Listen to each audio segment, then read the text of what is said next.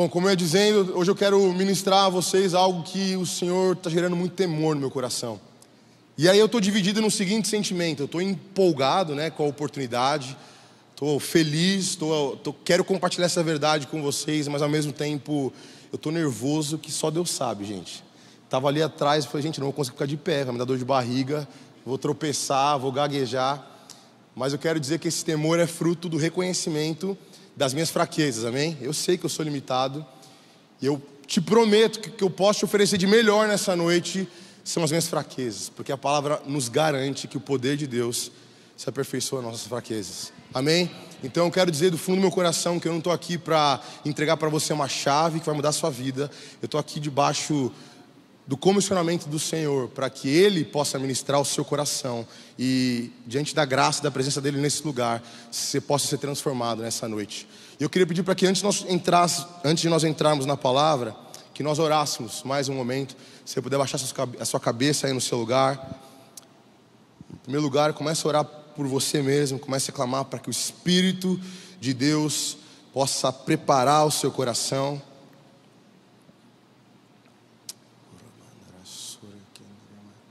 Comece a clamar para que o Senhor possa tirar qualquer ruído, qualquer ansiedade, preocupação que te roube desse momento. E comece a clamar agora para que o Senhor te alinhe com o rio dele que está fluindo nesse lugar desde o começo desse culto. Senhor Deus, nós queremos agora clamar por um alinhamento de espírito nesse lugar, em cada um de nós, Senhor Deus. Em mim, que estou aqui à frente desse momento, mas em cada um dos meus irmãos.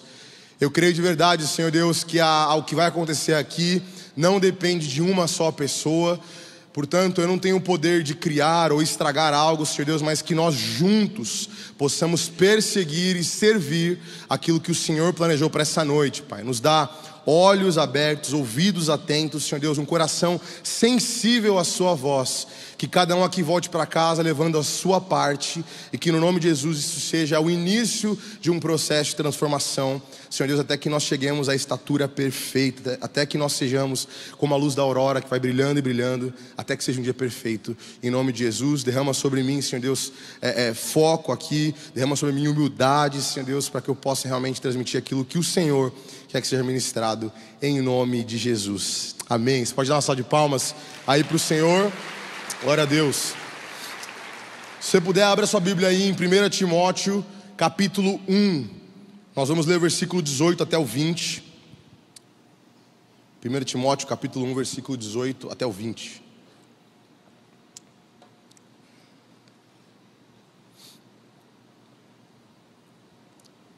Vou esperar todo mundo abrir aí. A gente tem aqui no telão, mas se estiver abrindo eu te espero. Alguém ainda está abrindo? Se sim, levanta a mão que eu te espero aqui. Cadê? Sem problema. Ó, do Tchuá, hein? Pastor aqui já vai... Brincadeira, né? 1 Timóteo, capítulo 1, versículo 18. O texto diz assim: esta é a admoestação que faço a você, meu filho Timóteo, segundo as profecias que anteriormente foram feitas a seu respeito, que firmado nelas você combata o bom combate, mantendo a fé e a boa consciência.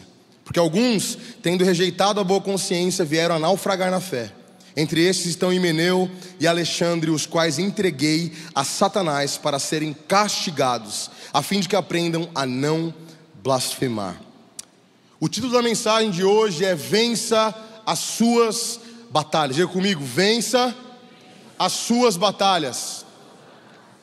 Eu quero começar essa palavra contando uma história que aconteceu comigo no final do ano passado. Para quem não sabe, eu pratico jiu-jitsu há alguns anos. E no final do ano passado eu decidi participar de uma competição de jiu-jitsu. Só que eu me esqueci que eu peso mais de 100 quilos. E que tem outras pessoas que tiveram a mesma ideia de treinar jiu-jitsu que pesam mais de 100 quilos. E é fácil você ser o mais pesado ali no treino, mas é mais difícil quando você é o mais leve. E eu aprendi isso na marra, na competição. Chegou lá, para você que não sabe, quando a gente vai competir, você tem que bater um peso. E na hora da pesagem, eu saí da balança, quando eu olho para o lado, tinha um homem que parecia mais um trator, uma bigorna. Não tinha, aquele cara não era medido em centímetros, era em metros cúbicos, assim, ó. Aquele era gigante, forte, parrudo. Jesus Cristo, me dá arrepio de pensar aqui naquele moço. E eu lembro que eu olhei e perguntei, que legal, qual categoria você é? Para mim, feliz surpresa, qual categoria que ele era? A minha categoria, glória a Deus. E aí passou um tempo, veio um outro moço, de um tamanho completamente modesto também, você pode imaginar, mesma categoria que eu, porque ali era um momento de pesar o pessoal da minha categoria. E para resumir para vocês, meus irmãos, eu fui competir, era uma competição na faixa roxa, tinha acabado de graduar para essa faixa roxa. Cheguei lá sem muita estratégia, sem muito preparo, sem muito entendimento e conhecimento a respeito do meu adversário, do meu jogo, de como eu iria me posicionar ali. Eu só fui confiando na graça do Senhor. Eu sou um homem de fé, Diegão. E eu exercitei minha fé naquele dia. Na primeira luta, com a misericórdia do Senhor, eu ganhei, porque eu não sei quem estava mais cansado, eu ou outro cara. Achei ali, pela iluminação do Espírito Santo, um golpe. Ganhei ali a primeira luta, na segunda fui atropelado, perdi, só não perdi a honra porque é o Senhor quem me honra, mas ali eu aprendi uma lição importante, que quando nós vamos enfrentar uma batalha, nós precisamos de algo muito importante, que é estratégia.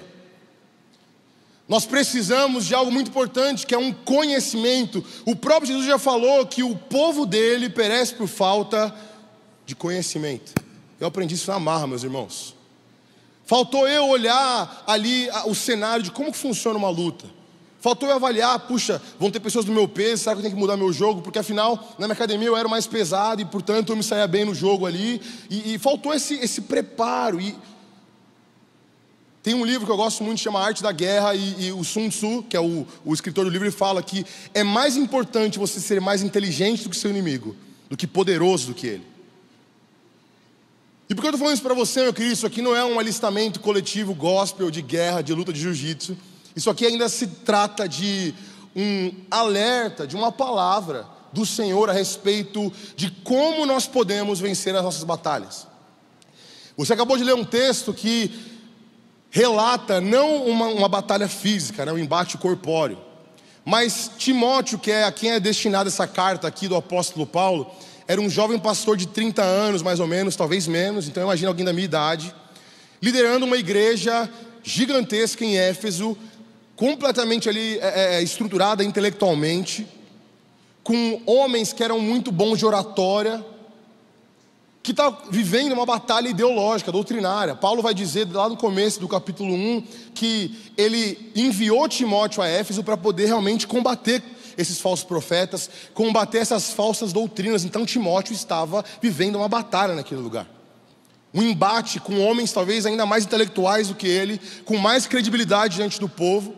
E é interessante que a palavra que Paulo usa para relatar o que aqueles falsos profetas estavam fazendo era uma falsa doutrina. O que é isso? Isso não é uma heresia somente. A falsa doutrina é aquela mentira que parece verdade, sabe? A filosofia vai chamar de sofisma, né? Uma falsa verdade. Então, eles estavam ali manipulando o povo, e Timóteo se vê diante dessa batalha. E Paulo, ele começa a escrever essa carta falando: Timóteo, eu te convido a exortar esse povo para que eles não fiquem ouvindo essas falsas doutrinas. Bora lá, Timóteo, combate essas mentiras, se posiciona, prega o evangelho. E Paulo começa a convidar Timóteo a engajar nessa batalha. E o capítulo 1 retrata isso, mas no final do capítulo 1, Paulo não só pede para Timóteo exortar a igreja, mas como Paulo fala: Timóteo, eu te dou essa exortação, eu te dou essa admoestação, eu quero agora puxar a sua orelha. E eu quero que você imagine comigo aqui, meu querido, que Timóteo, ele não só era um pastor jovem, talvez até inseguro, um pastor que estava começando a sua caminhada ali ministerial, como ele era o pastor principal daquela igreja. Então imagina você ali liderando uma principal igreja, e você vai um dia ler a carta, porque, um parênteses que preciso explicar, mas essas cartas que Paulo mandava para os pastores, elas eram lidas em público. Então imagina Timóteo lendo a carta, e ele fala: olha, Timóteo, exorte a igreja. E Timóteo, tá vendo?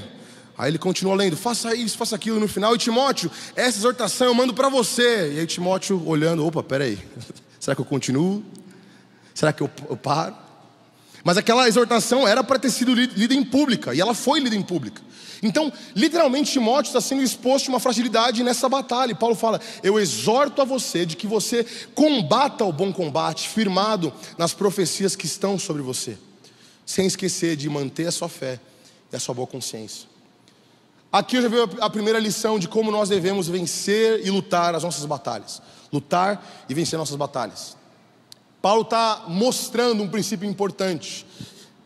Em primeiro lugar, se você quer vencer a sua batalha, você tem que entender que você precisa reconhecer a sua limitação. Meu querido, nós vivemos num tempo de super cristãos,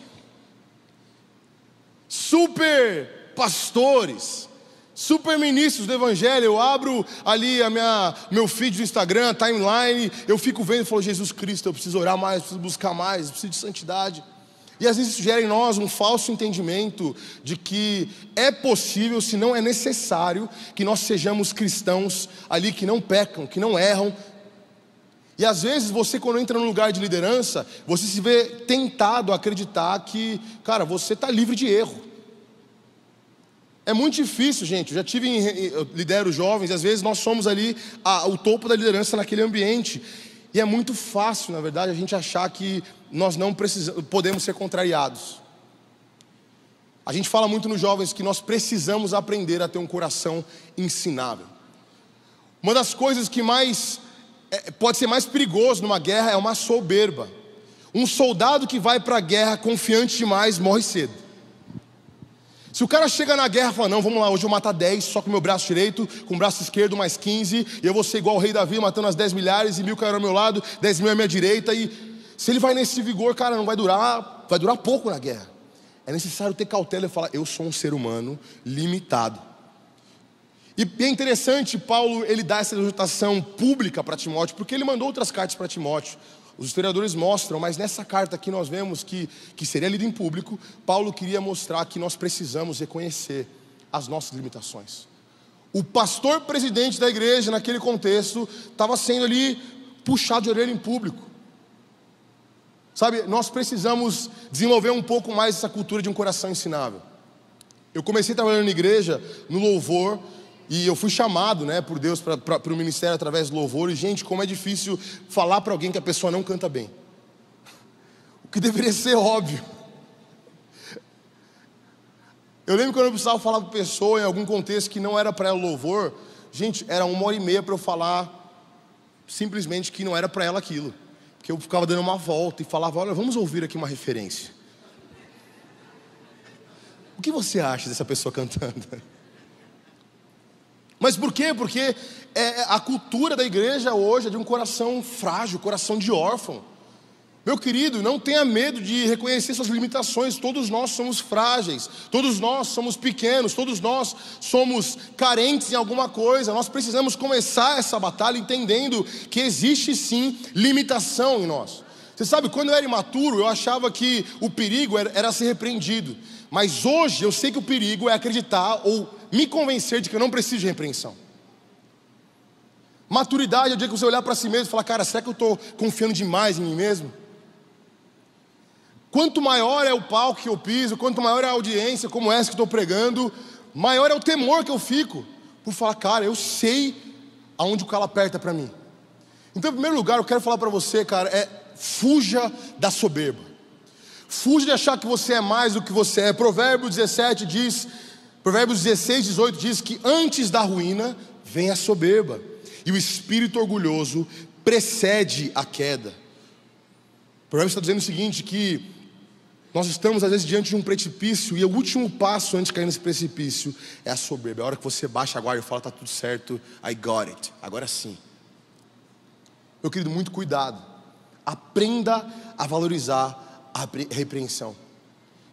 A minha esposa é um dos maiores instrumentos de moldar o meu caráter, de me colocar no meu lugar, na minha casa. Eu sou uma pessoa que tem um ímpeto muito às vezes de liderança, de dar direção, de falar, vamos para esse caminho, vamos para esse outro caminho, vamos fazer isso, vamos fazer aquilo. E às vezes eu me convenço que minha opinião é melhor do que a do outro. Eu sei que ninguém mais faz isso, é só meu, estou sendo vulnerável para vocês aqui.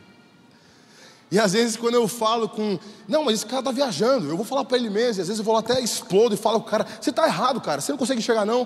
Minha esposa vem, me chama e fala, Lucas, o que você achou dessa conversa que você teve? Eu falei, caramba, ganhei uma nova mãe agora. E ela me ajuda ali a colocar o meu ego no lugar e entender que eu não estou livre de questionamento, eu não estou livre de errar. E eu aprendi com o tempo a valorizar essas repreensões. Você sabe que às vezes pessoas que estão mais intencionadas, elas vêm me repreender, vêm dar algum tipo de crítica. Hoje em dia na internet está cheio disso, né? Os haters. Mas eu tenho um compromisso com o Senhor de qualquer repreensão que eu receber, qualquer crítica, ainda que não seja construtiva, eu levo em consideração. E falo, Senhor Deus, ainda que essa pessoa seja errada, será que eu posso crescer com isso? Será que eu posso mudar em algo com isso? Porque eu não quero achar que eu sou mais do que eu sou e ser pego ali no meu calcanhar de Aquiles. Se nós queremos vencer as batalhas, nós precisamos entender que nós somos limitados. Eu vou te falar uma coisa, não tenha medo de abraçar suas limitações. Como eu acabei de falar para vocês, é nelas que o poder de Deus se aperfeiçoa. Sabe o que Paulo fala? Eu me glorio das minhas limitações, das minhas fraquezas, porque o poder de Deus se aperfeiçoa nelas. Meu querido, não tenha medo de ser vulnerável, porque aonde você não pode fazer, é ali que o Senhor vai e faz. Aonde você não consegue interferir, é ali que a presença do Senhor vai e interfere, muda, e cria e constrói. Deus precisa de mais homens frágeis, vulneráveis, que podem ser usados pela presença e pelo poder dEle. Mas em segundo lugar, se você quer aprender a vencer suas batalhas, nós podemos aprender com Paulo aqui, que a maior batalha, ela é interna. E aqui eu quero pedir uma licença para você, eu não vou seguir a ordem do texto, mas uma ordem de quase que cronológica, ou de importância aqui, de qual batalha acontece na sequência. Em primeiro lugar, você reconhece que você é limitado, você abre mão da soberba, e aí você vai para a batalha. Mas se alguém aqui é policial, ou já esteve diante de uma batalha ali que a sua vida estava em risco, você sabe que a primeira batalha que você vence não é externa, meu querido, mas ela é interna. Eu fiz seminário nos Estados Unidos e lá eu tive um professor que ele participou da guerra do Iraque. Ele falava que a tensão era muito maior antes de ir para a guerra do que na guerra em si. Porque ele falava assim, Lucas, a guerra começava em casa já. Ele falava assim, ó, a guerra começava aqui. Desse jeito mesmo. Josmar é o nome dele. Todo mundo vai para a guerra para você entender que em primeiro lugar nós precisamos vencer a batalha interna. E gente, se isso é verdade no campo de batalha, imagina então para os cristãos. A gente às vezes fica morrendo de medo ou se defendendo com todas as nossas forças contra o inimigo, mas esquece que dentro de nós existe um inimigo talvez até pior do que o diabo. Jeremias vai dizer que o nome desse inimigo é o coração. Jeremias 17:9 diz assim, enganoso é o coração do homem, mais corrupto do que todas as coisas, e quem poderá conhecê-lo? Nós precisamos entender que antes de nós ganharmos o mundo, nós precisamos ganhar a nossa própria alma. Paulo está falando o seguinte para Timóteo, versículo 19. Você vai sim combater um bom combate, nós vamos já entrar nisso inclusive, mas ele fala o seguinte, mas mantenha a sua fé, porque alguns abandonaram o mantimento dessa fé e acabaram perdendo ali a sua consciência e hoje o que? Naufragaram na fé. Meu querido, isso é perigoso demais. Eu fico me perguntando quantos irmãos em vista de ganhar o mundo não perderam a sua casa. Quantos pastores em vista de ganhar multidões perderam seus filhos. Quantas pessoas em vista de ganhar as nações perderam a própria alma. Mas eu faço das palavras de Jesus as minhas palavras nesse momento. De que adianta o homem ganhar o mundo inteiro, mas perder a sua alma? Se nós queremos ser vitoriosos de verdade, nós precisamos entender que nesse exato momento existe uma batalha acontecendo no nosso coração. Paulo mesmo vai dizer que é aquela batalha daquilo que eu devo fazer em relação àquilo que eu quero fazer, meu querido. Você precisa se comprometer a ser vitorioso em liderar a si mesmo antes de liderar o mundo. Você entende o que eu quero dizer? Quem entende o que eu quero dizer? Sabe, nós acordamos todos os dias de manhã e nós sentimos a força desse inimigo interno. Essa semana eu estava conversando com o Lamartine de uma pergunta que um jovem fez, que eu não sabia responder direito. Fui tirar uma dúvida com ele. Ele me falou algo muito interessante, que a palavra fé no Novo Testamento é a palavra grega pistis, que é a mesma palavra da raiz para a palavra fidelidade, que é uma expressão que dá a ideia de algo contínuo, algo perene. Não é um episódio, não é somente um levantar de mãos um dia num apelo, mas é um processo. Paulo, lá em Tessalonicenses, ele fala o seguinte: olha, eu vi, igreja de Tessalonicenses, a sua obra, o seu amor, o seu compromisso. E ele diz uma expressão muito interessante: e eu vi também a operosidade da vossa fé. Nós precisamos entender, meu querido, que em primeiro lugar nós precisamos guardar a nossa fé. Nós precisamos fazer uma manutenção dela, porque algumas pessoas estão querendo dar um passo maior do que a perna, ganhar o mundo, mas está tudo bagunçado aqui dentro. E em vista de ganhar o mundo, está se perdendo, meu querido. Isso é perigoso demais. Sabe, eu lembro que há um tempo atrás, no grupo, lá no Jovens, aqui no Tuai, nós estávamos pensando sobre os próximos passos, organizando ali a agenda, e o Senhor começou a nos constranger na necessidade de nós não trocarmos ministrar o Senhor por ministrar as pessoas. E o dia que isso teve clareza na nossa mente foi quando eu e minha esposa, nós fomos numa reunião de pastores, que nós fomos convidados. E aí o pastor estava ministrando ali, ele pegou o microfone, começou a falar, falou: cara, eu pisei nos principais palcos desse Brasil aqui. O Brasil é um país muito forte no Evangelho, grandes conferências. Ele falou, eu faço um parênteses aqui, grandes ofertas. Eu não fazia só por isso, mas eu sabia que teria essa oferta. E ele falou que um dia ele estava pregando, talvez num espaço como esse, lotado, aquela atmosfera física ali, vibrante. E ele perguntou para si mesmo: o que eu estou fazendo? E ele lembrou de quando o Senhor disse para os sacerdotes o seguinte: vocês poderão ministrar ao povo, fazer os rituais aí do templo, mas vocês não poderão ministrar a mim. Meu querido, isso me estremece de dentro para fora. Que perigo que é nós queremos ministrar as pessoas, evangelizar as nações, fazer grandes obras, mas o mínimo, que é ponto passivo, de ministrar o Senhor, de permanecer ali na presença dEle, permanecer ali tendo deleite na palavra dEle, nós abandonarmos, meu querido, não vale a pena. Eu pegar no microfone como esse e falar para todos vocês, se isso me custar a minha vida de intimidade no meu quarto com o Senhor. E eu tenho orado para o Senhor falando o seguinte: se for preciso, me humilha. Se em algum momento eu começar a aparentar ser mais do que eu sou, se eu começar a aparentar que é mais importante esse palco aqui do que o meu joelho no chão lá no meu quarto, me humilha, me envergonha, me faz passar vergonha na frente dos meus irmãos. Porque eu prefiro perder a credibilidade de vocês, meus irmãos, do que perder a minha salvação.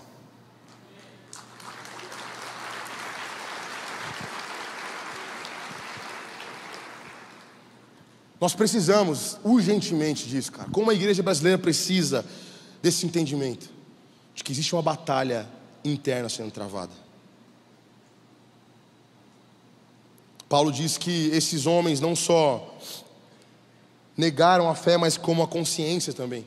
A consciência aqui basicamente é a voz do Espírito Santo soprando sobre eles: faça isso, não faça isso. Sabe, meu irmão, eu tenho na sequência, o próximo ponto é muito importante, é o que Deus está queimando no meu coração para falar, mas eu preciso fazer uma pausa aqui para reforçar isso. A igreja brasileira precisa assim expandir, precisa assim realmente pressionar as portas do inferno, como Jesus prometeu. Mas nós precisamos garantir que o terreno conquistado não será perdido. Eu tenho orado isso pelos jovens, falando do Senhor Deus, que nenhum do que o Senhor nos deu se perca. Sabe, não me faz acreditar que o maior inimigo está lá no inferno maquinando contra mim, não. Talvez nosso maior inimigo esteja no espelho, meu querido. É a nossa cobiça, é nosso anseio por fazer a nossa vontade. E às vezes a gente acha que o diabo ele tem mais poder do que ele tem, mas a verdade é que o diabo não pode te tocar. 1 Pedro diz que ele está ao derredor buscando a quem tragar, mas em volta de você, meu querido, existe ali o Senhor te protegendo. Agora, como será que o diabo consegue então nos enganar, nos derrubar? Através daquilo que está dentro de você mesmo, da sua própria vontade, da sua própria cobiça. O diabo não pegou a árvore do conhecimento do bem e do mal e enfiou na boca de Eva. Ele ficou aliciando, sabe? O diabo, meu querido, não precisa tirar Jesus da sua vida. Tudo que ele precisa fazer é te convencer a mudar ele de lugar. E falar assim: olha aqui, meu irmão, faz o seguinte, tira Jesus do trono e coloca você em primeiro lugar. Depois você vai se preocupar com o evangelho, com o reino. O nosso inimigo é silencioso. está mais perto do que nós podemos imaginar. Por isso tenhamos atenção, sabe? Eu não quero ser catastrófico, mas nós precisamos vencer o diabo. A verdade, meu querido, ele já está vencido. E o único jeito dele vencer a você é você abraçando essa derrota, você ouvindo a voz dele, mas declara o nome de Jesus, que aí a church vai se expandir, vai crescer, vai realmente pregar para as nações, mas sem abrir mão da sua própria fé, sem abrir mão de ministrar ao Senhor. Nós seremos uma igreja assim, que ministra as pessoas, as milhares delas, mas que tem mais prazer ainda no secreto, no joelho no chão, na boca no pó.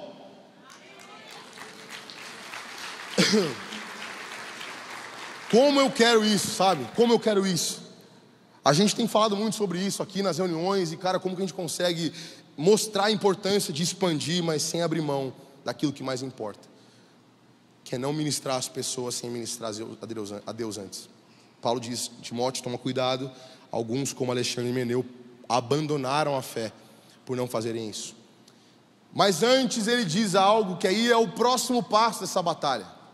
E meu querido, quero te falar que o Senhor me fez pregar essa mensagem aqui para vocês por conta desse ponto aqui. Só para te explicar, essa mensagem é uma parte de uma mensagem que a gente está pregando ao longo dos meses no TUI, nos jovens. Nós estamos fazendo uma leitura expositiva de Timóteo. Nos últimos meses, eu acho, uns 2 meses, nós lemos o capítulo 1. Vamos continuar, inclusive, semana que vem, o capítulo 2 em diante, eu não sei até quando. Mas eu quis ministrar na vida dos irmãos essa palavra, porque o Senhor falou para mim que existem muitos sonhos adormecidos na igreja. Muitas palavras proféticas se tornaram apenas memória. E eu quero que antes de eu entrar nesse próximo ponto, que você já faça uma autoexaminação e comece a refletir quais têm sido as palavras que o Senhor já liberou sobre mim, que estão paradas na minha vida. Porque Paulo faz uma exortação a Timóteo: Timóteo, lembra daquelas palavras que você recebeu, versículo 19: firme-se nelas para que você combata o bom combate, Timóteo. Não se esqueça das palavras que foram lançadas sobre você. Meu querido, o Senhor me trouxe aqui para te falar nessa noite: não se esqueça das palavras que estão sobre você. Deus não é homem para que minta, nem filho do homem para que se arrependa. Ele continua soprando, ecoando no seu coração essas palavras, meu querido. E para nós vencermos as nossas batalhas, nós precisamos ter o pé fincado nelas. Nós precisamos ter a nossa alma relembrando: cara, Deus prometeu, Ele é fiel para cumprir. Paulo diz o seguinte: firmado nelas, combata o bom combate. É interessante que ele faz até uma distinção. Ele não faz o seguinte: vai lá, vence as batalhas. Ele fala: combata o bom combate. E quando você estuda esse texto, você percebe que existe uma intencionalidade em Paulo em relatar e definir para Timóteo que nem toda batalha ele deve batalhar. Se você ler um pouquinho os versículos anteriores, ele vai falar de pessoas que, justamente por querer batalhar uma batalha que não era para eles, naufragaram na fé. Ele fala: olha, Timóteo, alguns se ocuparam com vãs discussões de genealogias, esse é o versículo 8, se não me engano, genealogias e de tradições, e por isso eles estão falando de coisas que eles nem sabem do que eles estão falando. Isso fez com que eles perdessem a fé. E ele fala nesse versículo aqui: combata o bom combate. Meu querido, nós precisamos aprender a ter discernimento de qual é o bom combate do Senhor na nossa vida. O terceiro segredo, a terceira direção do Senhor para nos ensinar a vencer as batalhas é: tenha discernimento de qual é o seu bom combate. E eu digo o seu bom combate porque nem tudo aquilo que você pode combater, você deve combater. Eu digo mais: nem tudo aquilo que você pode combater e vencer, você deve combater. Às vezes a sua energia em combater uma batalha que não é sua te compromete na vitória da batalha que o Senhor te chamou para combater. Você entende isso? Meu querido, nós precisamos ter um pouco mais de discernimento, sabe? A gente tem vivido tempos de muito ataque ao Evangelho. Quem viu a abertura das Olimpíadas? Ó, até...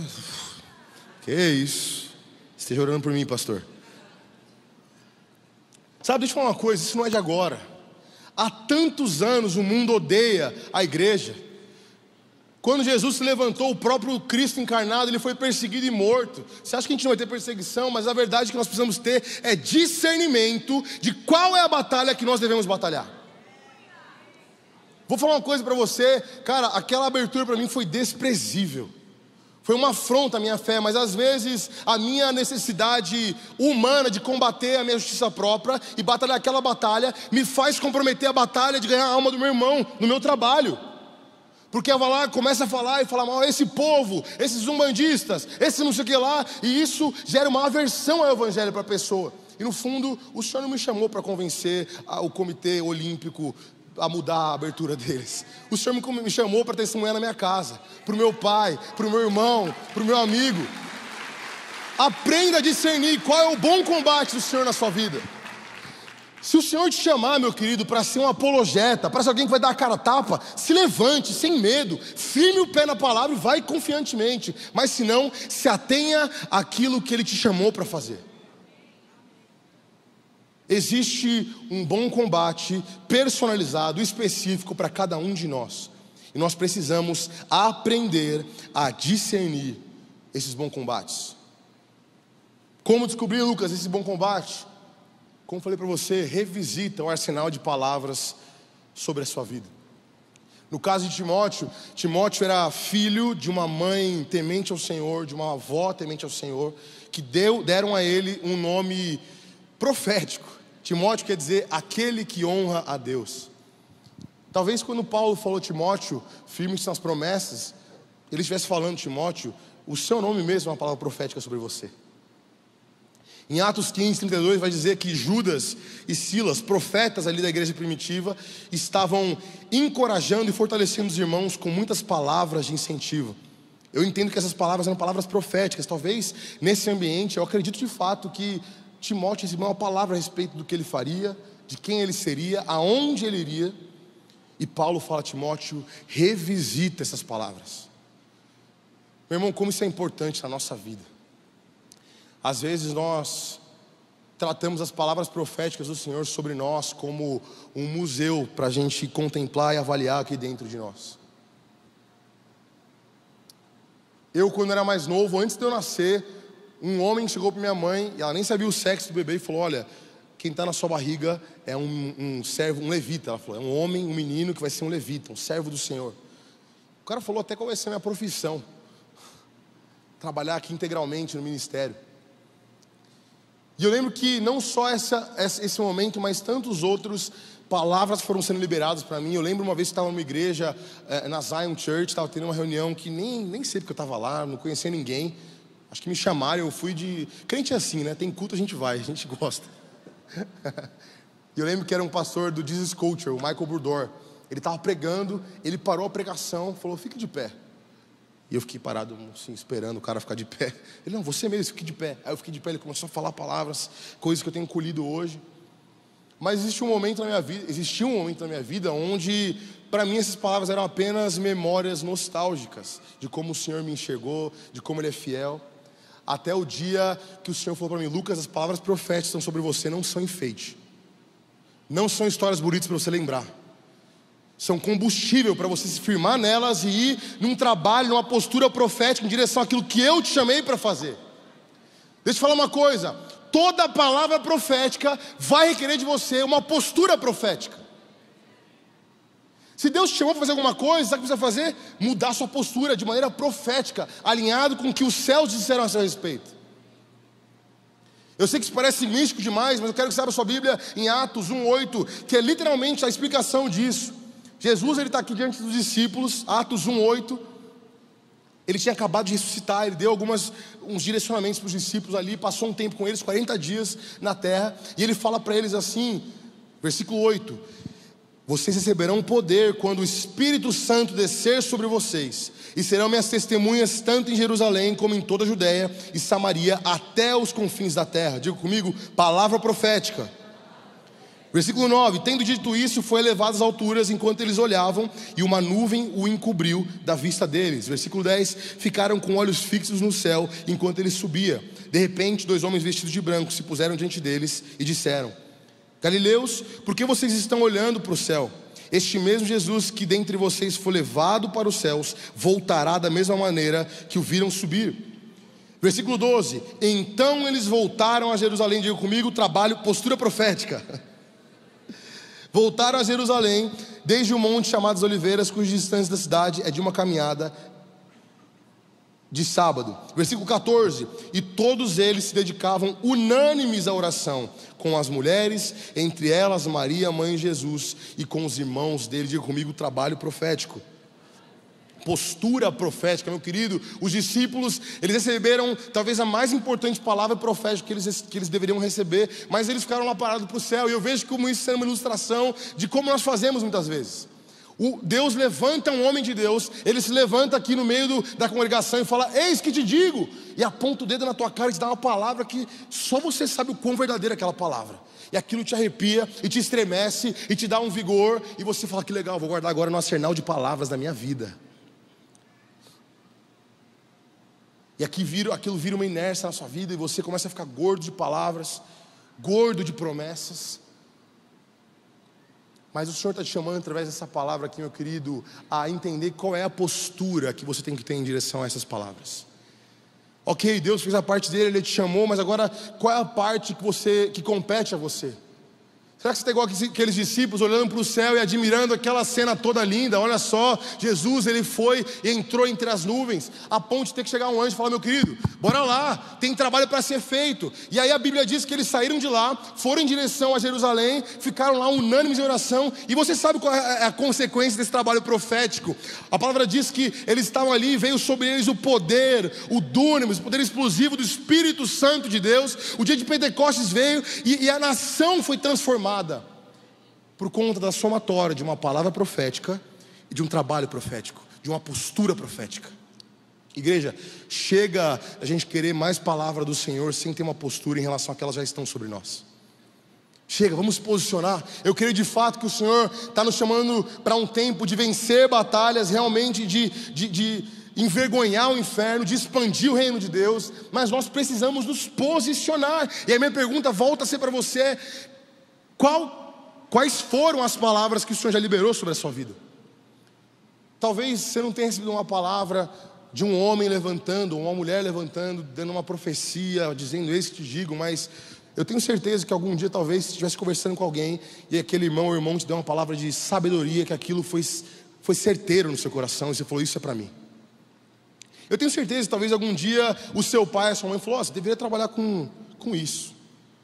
E você entendeu como sendo algo do Senhor, mas com o tempo aquilo foi ficando ali empilhado com as demandas do dia a dia. Meu querido, o Senhor nessa noite quer ressuscitar chamados. Deixa eu falar uma coisa: o Senhor, Ele é soberano, Ele não tem nenhuma prisão e limitação de tempo. Se Ele quiser hoje, Ele muda a sua história.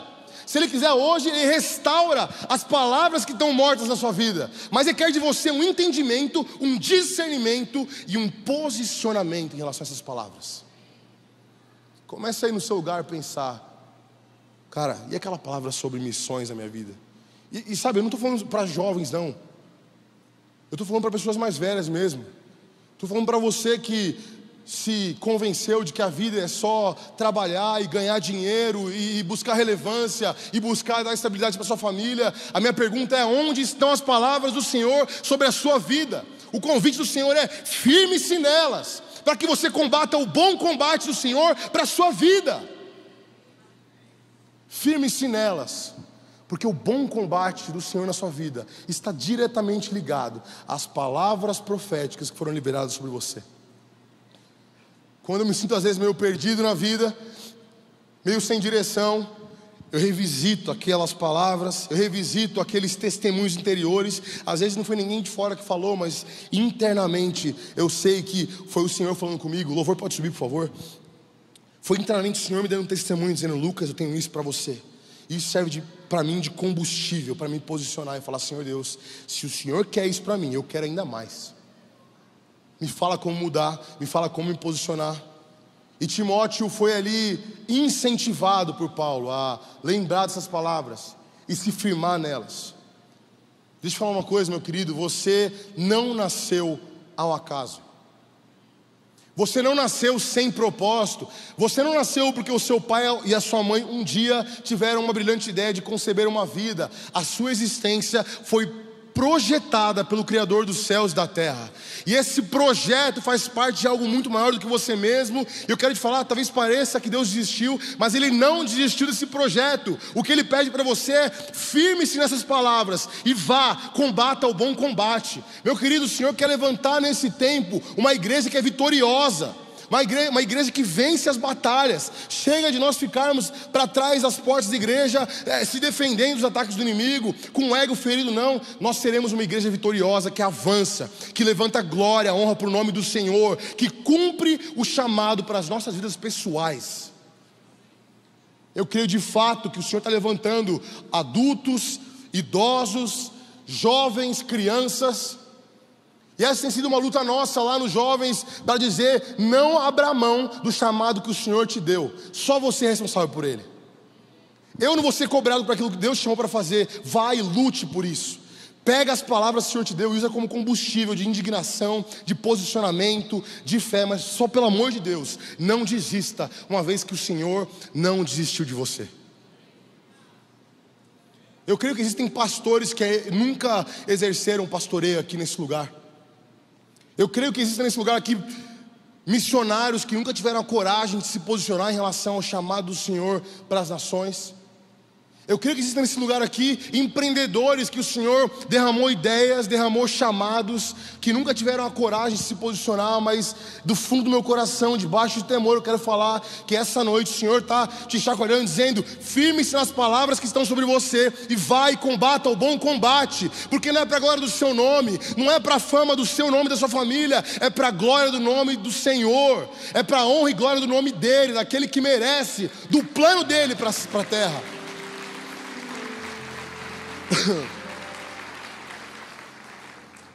Se nós queremos vencer a nossa batalha, nós precisamos cada vez mais clamar para que o Senhor nos dê discernimento. Senhor, qual é o bom combate do Senhor para a nossa vida?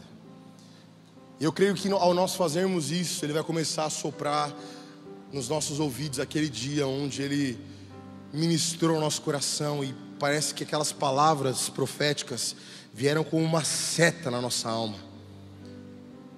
Sabe, às vezes eu estou aqui trabalhando e vivendo o cumprimento de palavras, e o Senhor me leva para aqueles momentos onde essas palavras eram apenas palavras, eram apenas convites dos céus, eram apenas talvez sonhos.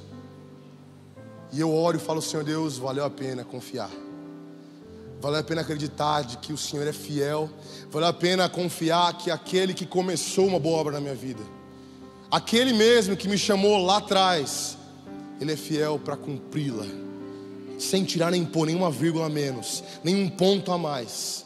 O Deus que te chamou é fiel e justo para completar a obra na sua vida. O Senhor não desistiu de você. Lucas, mas eu me desviei para longe, você não está entendendo, eu fiz coisa errada, fui para o caminho oposto, não interessa.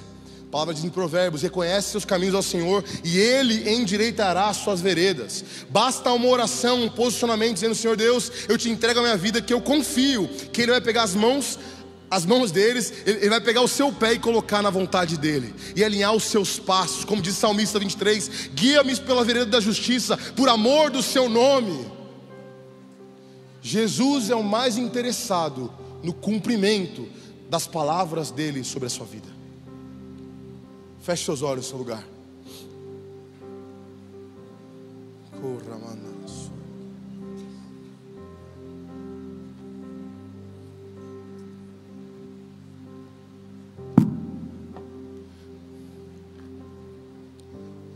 Senhor Jesus, eu quero clamar para que o Senhor traga aplicação prática para essa palavra no coração de cada um dos meus irmãos. Sabe, enquanto estou ministrando aqui, eu consigo sentir o anseio do Senhor em ressuscitar alguns sonhos nessa noite, em, Senhor, reviver alguns projetos do Senhor para os meus irmãos.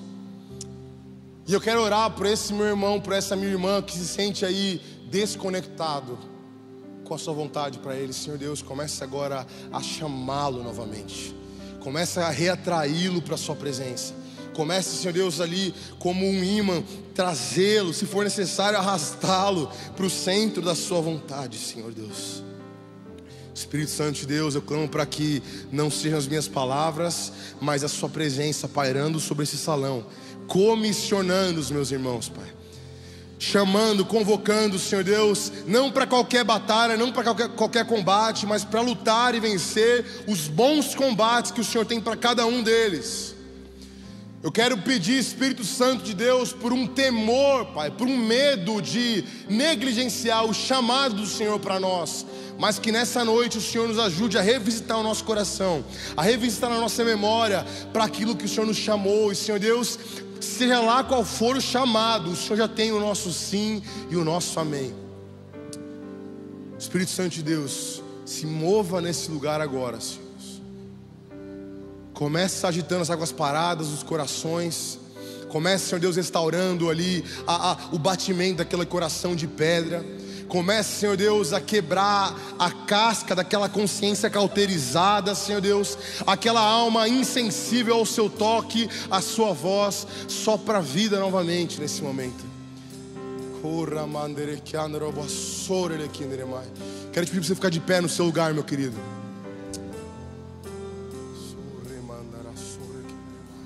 Nós vamos cantar uma canção e nós vamos depois orar, mas eu quero pedir que você não perca tempo. Enquanto o louvor estiver ministrando, você no seu lugar, você se comprometa com esse chamado do Senhor, em falar: Senhor Deus, na minha mente eu não consigo crer, mas eu quero hoje dar um passo inconsequente, que não calcula, de ousar crer nas suas palavras sobre mim. Será que você tem coragem hoje de crer nas palavras do Senhor sobre a sua vida, por mais malucas que elas pareçam? Será que existe alguém aqui nessa noite que tem coragem hoje de ressuscitar algum sonho perdido, que não tem nem explicação de como vai acontecer? Será que existe alguém aqui nessa noite que tem um anseio incansável de viver para a glória do Senhor, custe o que custar?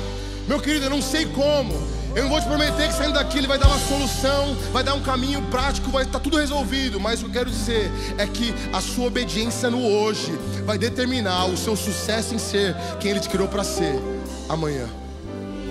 Levante suas mãos no seu lugar, diga comigo: Senhor Deus, eu aceito o seu convite para ser quem o Senhor me criou para ser.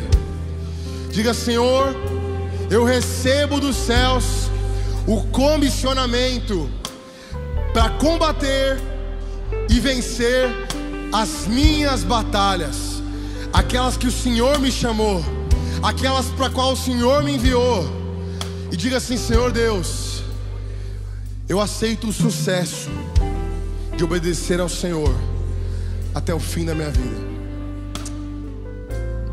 O mesmo Paulo que escreveu essa carta, no final da sua vida, falando para Timóteo, ele diz: Timóteo, eu completei a carreira, eu combati o bom combate e eu guardei a minha fé. Eu declaro no nome de Jesus que essa será a nossa declaração no fim da nossa vida. Cada um de nós será achado fiel, não aquilo que nós queremos, não aquilo que nós esperamos vencer e combater, mas aquilo que Ele nos chamou para fazer. O Senhor te chamou para grandes coisas, meu querido. E as grandes coisas não são grandes multidões, não são só grandes pessoas. As grandes coisas são aquelas que Ele te chamou para vencer, te chamou para viver, meu querido. Receba do Senhor nessa noite coragem. Eu quero clamar nessa noite, Senhor Deus, por coragem no nome de Jesus. Para aqueles que desistiram, Senhor Deus, para aqueles que se prostraram diante das dificuldades, dos pecados. Levanta a sua igreja nessa noite com ousadia, porque o Senhor nos deu espírito de temor, mas espírito de ousadia, Senhor Deus. Nós queremos ser uma igreja que prevalece para a glória do seu nome, Senhor. Que nessa noite o Senhor possa reacender chamas apagadas no coração, Senhor Deus. Quero orar, Senhor Deus, por irmãos que desistiram de crer nas palavras, Pai. Derrama agora uma fé inconsequente, Senhor Deus. Uma fé que não faz contas, uma fé que não dimensiona, mas que o seu Espírito nos agora incomode. Nós queremos ser impelidos pelo seu Espírito. Senhor Deus, nós queremos ser agora como barcos que tem uma vela aberta para onde o seu vento soprar. Nós queremos ir em obediência, em rendição, em servidão. Nós queremos ser vasos de honra para o seu nome, Senhor Deus. Eis-nos aqui nessa noite, Pai. Eu oro por mim, pela vida dos meus irmãos, por essa igreja, que nós sejamos encontrados fiéis até o fim, Senhor Deus. Fiéis até o fim. Feche seus olhos no seu lugar, meu querido. Se você entrou nessa noite aqui e talvez essa palavra propósito gere até preocupação para você. Para que eu fui criado? Para que eu estou nessa terra? Para que eu estou aqui? Talvez você se acha sem sentido, sem razão para existir. Eu quero falar que existe um Deus que planejou o seu nascimento, que autorizou a sua vinda para a terra mediante a um propósito específico. Existe um Deus que antes da sua mãe e seu pai sonharem em ter você, te desejou. Quando você era uma substância informe na barriga da sua mãe, Ele te chamava pelo nome. Esse mesmo Deus que nos chama para as batalhas, que nos dá vitória, é o Deus que está te chamando nessa noite. Tudo que você precisa fazer, meu querido, é se render a Ele, se render a esse convite que já está acontecendo aí no seu coração. Se você nessa noite quer aceitar o convite do Senhor Jesus e entregar a sua vida para Ele, dizendo: eu quero viver o seu propósito para a minha vida e não o meu. Se você nunca fez uma oração de confissão dizendo: Senhor Jesus, eu sou seu, essa é a sua noite, meu querido. E caso você queira fazer, eu quero fazer um pedido para você se posicionar em coragem, em ousadia, e levantar a sua mão, que eu vou orar com você. E hoje Jesus vai entrar na sua vida e te dar um propósito e uma direção. Quero pedir, se existe alguém que quer entregar a vida para Jesus, levante sua mão nesse salão, eu vou orar com você. Eu não consigo ver se existe alguém. Não tenha vergonha, meu querido. Todos nós fizemos essa oração um dia, de entregar a vida para Jesus. Eu vejo você ali no fundo. Existe mais alguém? Levante sua mão, quero orar com você. Glória a Deus pela vida de vocês. Alguém nesse fundo aqui quer entregar a vida para Jesus e receber esse comissionamento? Eu não vejo. Vou pedir um favor para você, para que com um passo de fé você venha aqui na frente, para que nós possamos orar juntos em confissão a essa oração, amém? Você está ao lado dessa pessoa, traz ela aqui para que nós possamos orar junto com ela. Peço para a igreja dar uma salva de palmas, porque hoje não é só uma vida que foi tragada do inferno, mas é um propósito. Pode vir aqui na frente, não precisa ter vergonha.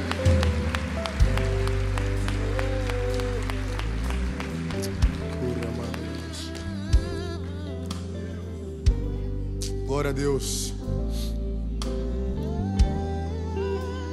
Glória a Deus. Qual é o seu nome, mano? Andrei. Eu vi mais algumas mãos que levantaram a mão. Se você quiser, venha, dá tempo ainda. Nós vamos orar com você. Não tenha vergonha. Se não, no seu lugar, junto com o Andrei, coloque a mão no coração. Aí onde você estiver, eu peço que a igreja imponha as mãos sobre o Andrei aqui. Andrei, coloca a mão no coração. Repete comigo assim: Senhor Deus, eu te aceito como meu Senhor e Salvador. Eu recebo a sua vontade para minha vida. Eu recebo o seu chamado para mim. E eu peço que o Senhor cumpra a sua vontade em mim. Me ajuda a ser obediente. Me ajuda a me render ao Senhor. Diga para Ele assim: Andrei, eu quero conhecer o Senhor. Perdão pelos meus pecados, mas eu recebo o seu sacrifício na cruz. Em nome de Jesus. Senhor, eu oro pelo Andrei agora, Senhor, com muita alegria no meu coração, com muita satisfação por saber que a vida dele foi transformada hoje. Não pela emoção desse ambiente, mas porque nesse exato momento o Criador do universo está morando dentro dele, Senhor Deus. Por isso que agora, no nome de Jesus, ele sai daqui com um selo no coração, com uma convicção, Pai, de que ele tem um propósito nessa terra, Senhor Deus. De que o Senhor chamou ele para algo que só ele pode fazer, Senhor Deus. Que essa terra não seria a mesma sem ele ter pisado aqui, porque o Senhor planejou algo que só ele pode fazer. Levanta ele para esses bons combates. Faça dele um vencedor, no nome e para a glória do Senhor Jesus. Amém. Amém. Amém. Glória a Deus.